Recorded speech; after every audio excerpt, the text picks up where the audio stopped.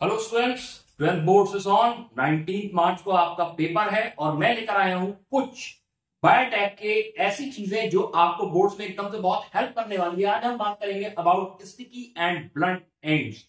Actually sticky and blunt ends जो होते हैं ये प्रोड्यूस किए जाते हैं when we cut with the help of a restriction enzyme.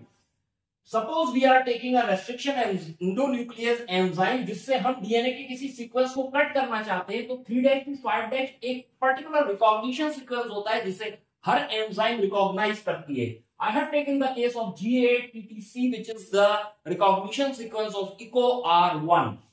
Right now, जब मैं EcoR1 से इसको कट करूंगा, then what will be the results? Clear? तो देखिए, G, ये एरो आपको दिखाई दे रहा है G के ऊपर। This G will remain attached to one sequence or CTTAA. This will extend below the G. ठीक है, तो ओवरलैपिंग सीक्वेंस इस तरीके के बेटा दिखते हैं। ठीक है, तो these are called as the sticky ends. अब हम बात करते हैं ब्लंट एंड्स की। ठीक है, तो ब्लंट एंड्स में क्या होगा कि जब हम ब्लंट एंड प्रोड्यूस करना चाहेंगे, देन देखिए, now I have taken the case of GATATC।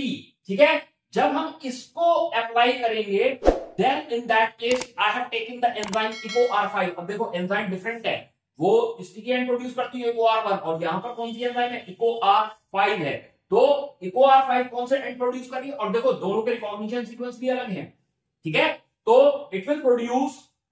Now अब देखो GATCTA, ये रिकॉग्निशन सीक्वेंस इधर हो गया, और नेक्स्ट जो है वो ATCTAG, ये सीक्वेंस एक तरफ हो गया। तो इस टाइप की अगर हम कट कर रहे हैं फ्रॉम रेस्ट्रिक्शन एंडोन्यूक्लियस एंजाइम, तो ये कौन से हुए, ब्लंट एंड। और अगर इस तरीके से ओवरलैपिंग एंड्स प्रोड्यूस हो रहे हैं, then these are called as sticky and, blunt end and sticky end.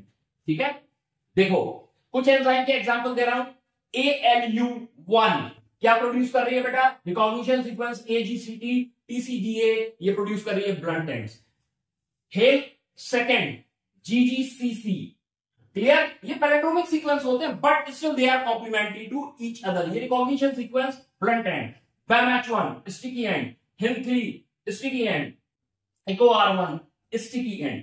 Clear, तो ALU1 और हेल सेकेंड जो है ये ब्लंट एंड प्रोड्यूस कर रही है। BAMH1, HIM3 and EcoR1 are producing sticky ends.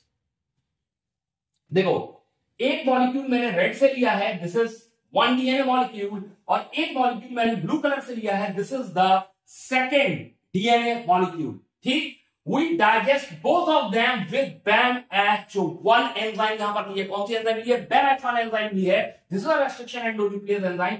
हम दोनों मॉलिक्यूल को सेम एंजाइम से डाइजेस्ट करते हैं, क्या हुआ, दोनों में स्टिकी एंड प्रोड्यूस हुए, और जो रिकॉग्निशन सीक्वेंस है वो सेम है GGATTC। क्लियर, अब ये दोनों आपस में हम लाइगेट करेंगे with the help of DNA ligase enzyme. Clear है, जब हम डीएनए लाइगेज से इसको सील करेंगे, there will be perfect combination, और इस तरीके से तैयार होगा हमारा न्यू रिकॉम्बिनेंट डीएनए। क्लियर है, तो इस तरीके से हमारा जो है वो डीएनए प्रोड्यूस होगा, जो रिकॉम्बिनेंट डीएनए होगा, this recombinant DNA will be produced with the help of. अच्छा, अब देखो एक एनिमेशन से समझाने की कोशिश करता हूं जल्दी में। ठीक है, तो EcoR1 जो है ये इस तरीके से यहां से यहां तक न्यूक्लियोटाइड्स को रिमूव कर देगी, इधर से भी रिमूव कर देगी, और ये दो स्टिकी एंड्स बनेंगे। अब जब हमने इन दोनों डीएनए मॉलिक्यूल्स को वो कर दिया, तब this is the action of EcoR1। तो इस तरीके से ये जो अब हमारा बना, this is our recombinant DNA molecule. Thank you very much. एक और वीडियो के साथ दोबारा आऊंगा आपके पास। Till then good bye.